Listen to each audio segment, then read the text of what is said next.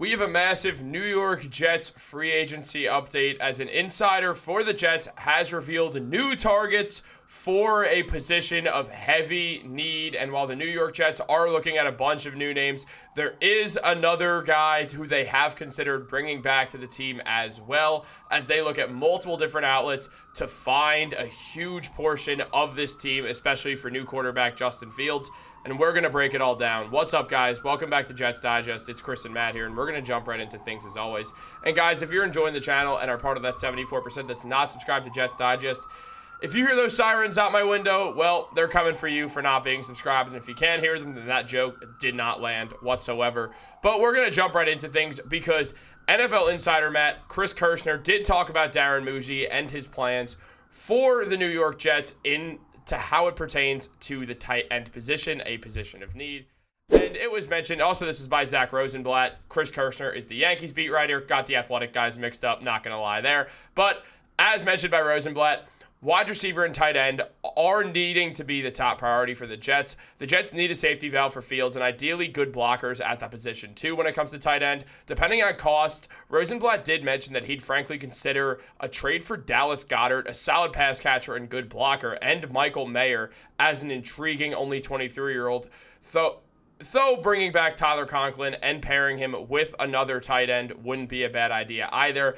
If they don't sign a tight end of note, we're in the Tyler Warren zone. Now, Matt, it wasn't too long ago that me and you made a video discussing how we think this could be a breakout year for Jeremy Ruckert, and being with Justin Fields once again could be a huge portion of that. But Ruckert, as we also said, is not going to be the tight end number one. There's going to have to be another one. The Jets seemingly interested in bringing back Conklin, but at the same time also now have been linked to Dallas Goedert, who is a massive target, along with Michael Mayer, a 23-year-old young guy who doesn't really have any room to grow in Las Vegas, being that Brock Bowers is there. Very, very interesting to see. What do you think?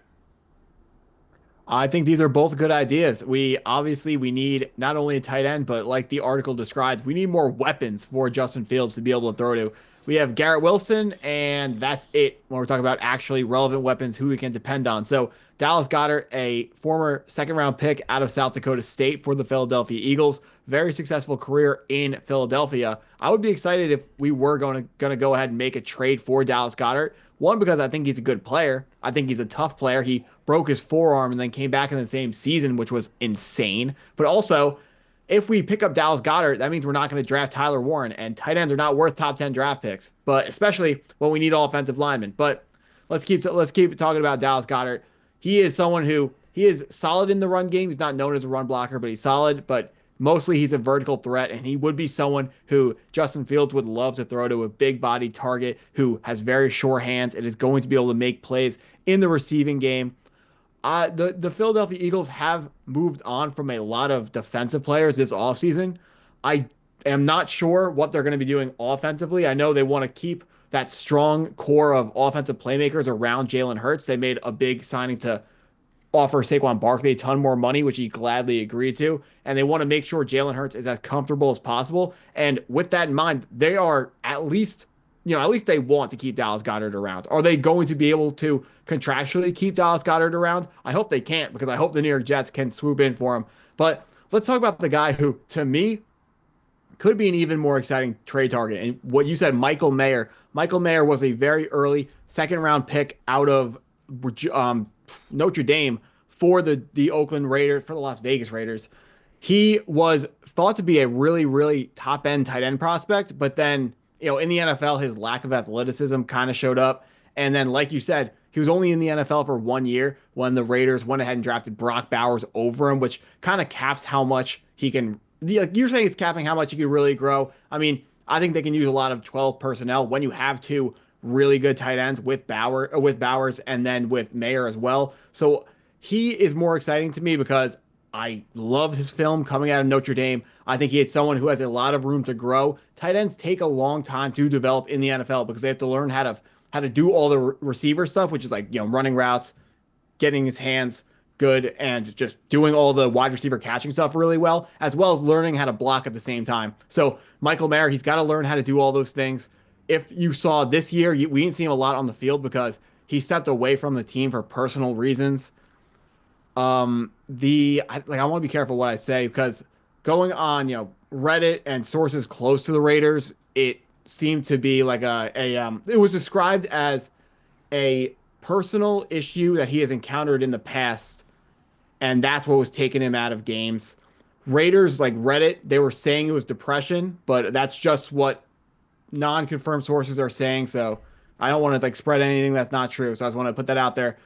Definitely, not confirmed. But if Michael Mayer does make becoming the best version of himself a priority, and the Raiders are willing to deal him, I think he could be the perfect tight end for the New York Jets because he can be a menace in the pass game and he can also block, which is why everyone's so excited about Tyler Warren. But it wouldn't even come at the second round pick price tag. We would hang on to our first round pick and our second round pick and still add what I think could be a really good tight end for the future. Yeah, I agree that Mayer's easily the guy that is the best shot for a team like the Jets. That, as we said last night when we made a video, the Jets right now have an island of broken toys vibe. Everyone picked up as someone who didn't work out in their first team after 4 years. And if you're Justin Fields, you've been on 2 teams already. So if this is a rebuilding year for the Jets like the first day signings indicate, then Michael Mayer is the type of guy who it makes sense to go for if you're the New York Jets. Now, taking a look at all these guys, Dallas Goedert last season played in 10 games for the Philadelphia Eagles, had 42 receptions, 496 yards with 11.8 yards per reception and 2 touchdowns.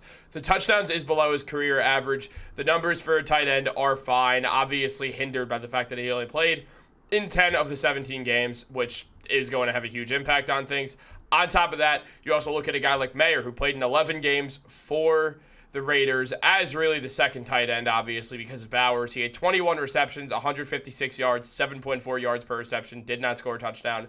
Definitely down from his prior season, but of course that comes with the territory of Brock Bowers being there as well, which is important to note. So it does make things a little bit more difficult. He does have the potential to break out with the Jets. Meanwhile, another guy to also look at is the fact that Tyler Conklin could very well still return to the New York Jets. I mean, played in 16 games last year with 51 receptions, 449 yards, 8.8 yards per reception, and 4 touchdowns. Conklin had a fine year as a tight end. Is he some high-level tight end one? Not exactly, but he is a tight end one, and he does give the Jets stability at a position and a guy who's been a New York Jet for a long time and kind of understands what it means to be on the Jets. I think with Conklin specifically, it comes back to the thing we've talked about a lot in free agency, the whole Aaron Glenn, do you want to be here? If not, then you can go ahead and leave. I think that's the big thing with Conklin. It depends. Does he still want to be a Jet, or does he want to go somewhere where he sees more of a chance to win?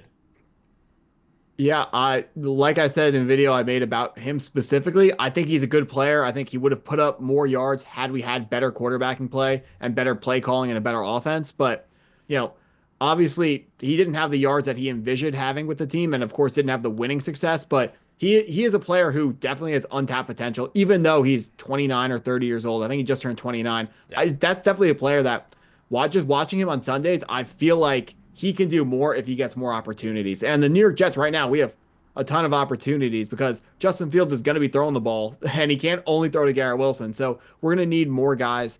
I know Tyler Conklin, he isn't the most well-rounded tight end. He's more of that vertical threat, that passing, receiving threat instead of a blocker. But we, at this point, just like that article said, we need receiving threats because right now Garrett Wilson can't do it by himself. Yeah, absolutely. It comes down to that. And I mean, just the other guy mentioned in this is Tyler Warren, man who came in 7th in the Heisman voting this season, obviously led the Big Ten in receptions. Man had a great year with basically 12 yards per reception, which is his exact career average in college football. The man was phenomenal, of course. He is someone who's going to go in the first round, certainly in the top 15 picks, likely a top 10 pick. Yeah, it just doesn't make sense for the Jets to do this. Basically, it's just you could find tight ends for cheaper deals instead of not wasting. He's going to be a great player, but instead of opting to pick a tight end top 10 when you do still have other positions of need. If you're a good team, if you're a good football team, a team that's going to make the playoffs and you need a tight end and for some reason you're picking 7th, so you own someone else's pick, or you just had the best free agency you could have possibly had, then yeah, going for Tyler Warren makes sense because it gives you a guy who gives you a great 10 years of stability at the position, potentially longer. So that's when it makes sense. For a team like the Jets that has holes to fill, I almost said hills to full, it doesn't make sense for me, honestly. I saw my connection was unstable on Zoom and it threw me off. Yeah. You're good. That's okay. So what you're trying to say is we could take Tyler Warren, or we can get 85 to 90% of Tyler Warren in the second round. But Exactly. a second round pick is not, our pick 42 is not worth 85 to 90% of the 7th overall pick in the draft. So when you're looking at price comparison, I think the better allocation of our resources would be draft the position of higher value there, which would be tackle right now is what we need. The tackle market, people were signing to pretty big deals yesterday. Today, I don't think any tackle signed today, offensive tackles that is. But when they do hit the free agency, it's rare because teams don't want to let them go, and they are very expensive, which is why I would like to draft a tackle with that pick over Tyler Warren and be able to have a guy on that rookie contract so you don't have to pay him a lot of money while still getting really, really strong production, because Justin Fields, not only does he need those receiving threats to throw to, he's also going to need to be protected. And right now, I have no idea where right tackle is going to come from. Morgan Moses signed with the New England Patriots. I don't think there's any really good options at right tackle in the free agency pool left. And if you look at the draft, it's a pretty deep tackle, or we thought it was going to be a deep tackle class. A lot of guys, their arms measured shorter than what we were expecting, so they might be moving to guard. But it's a pretty deep class of offensive linemen this year.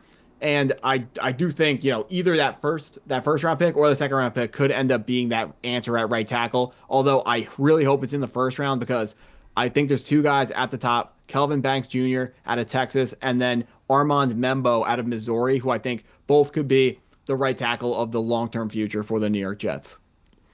Would there be a world where the Jets could trade down for either of them and still land them?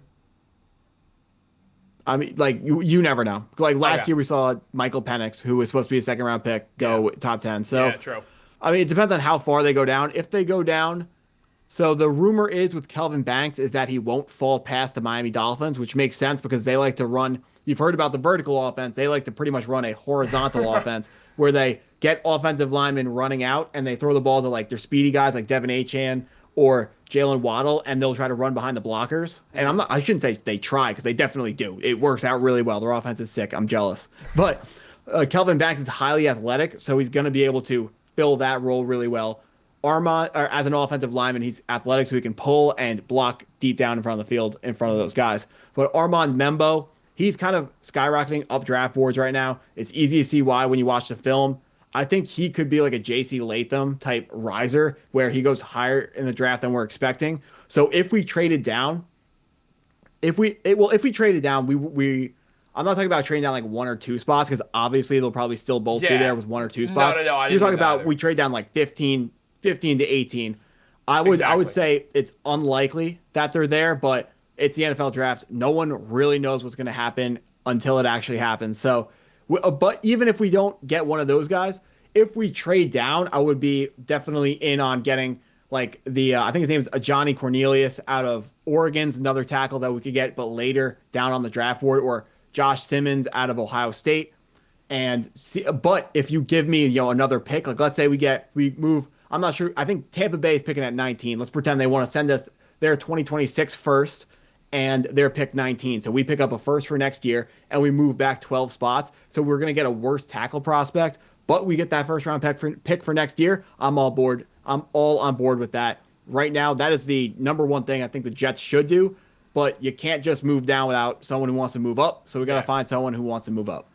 True. I still kind of have a feeling they're going to move down, is my thought. That's kind of why I asked that question. I really feel like they want to expand the amount of higher picks they have. Is it feel like they're going to move down, or just want? Because I want them to move down too. I totally want them to, but I think on the sense of you look at this new regime, they definitely want a few higher picked rookies, and the Jets have a weird draft situation right now. Their picks are not the highest outside of 7.